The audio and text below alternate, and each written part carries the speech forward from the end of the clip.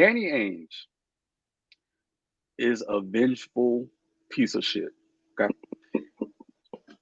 There's been back and forth between him and Pat Riley for years when discussing trades. Um, I know Mitchell had two teams in mind, of course, New York and Miami. Um, but Danny Ainge is a vengeful piece of shit. And what he did to New York for the duration of this off season was disgusting. It was just really disgusting. The rumor was, well, New York made it known that Mitchell wanted to come there and yada, yada, yada. That's not exactly how that went down. Um, the Knicks were extremely professional throughout this process, as far as I saw.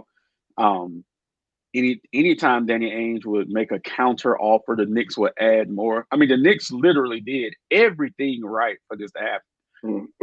Mitchell just didn't get traded to New York because Danny Ainge is a piece of shit.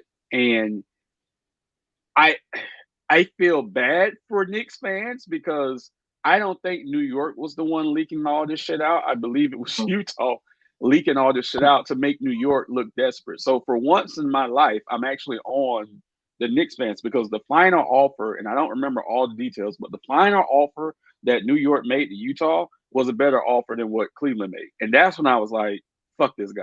Like, for basketball reasons, New York actually included RJ Barrett. They actually included a couple of more draft picks. What the fuck else do you want? It's just like, what else do you want? And then you get this Cleveland deal out of left field. So at that point, I'm like, yeah, he's fucking them. He's screwing them. No one can tell me that what they got from Cleveland, marketing, Sexton, who I like, but still, you could have had RJ Barrett and had him be the centerpiece of your rebuild, which is what New York's going to do now going forward because just signed this 4-year extension. It is vengeful. I feel sorry for Knicks fans that they had to deal with this for the duration of the offseason, and it's disgusting. And Danny Ainge should not be an executive in the NBA. And let's just be he wasn't a great NBA player. He was a bench player for most of his career, and this aura that he has about him that he's this great executive is false. What he does is he uses relationships that he's had throughout the league, which most people do, to be able to pull these trades off. He's going to help his friends out. His friends are going to help him. Is he a great executive? Absolutely not, because he shits on all these trade partners. Eventually, he's going to run out of trade partners. I don't think New York would be picking up the phone to discuss a trade with Utah anymore. And let's not forget, a few years ago, Pat Riley pretty much said "fuck you" and hung up the phone on them when they were discussing the trade. So I like the trade for Cleveland. Don't get me wrong.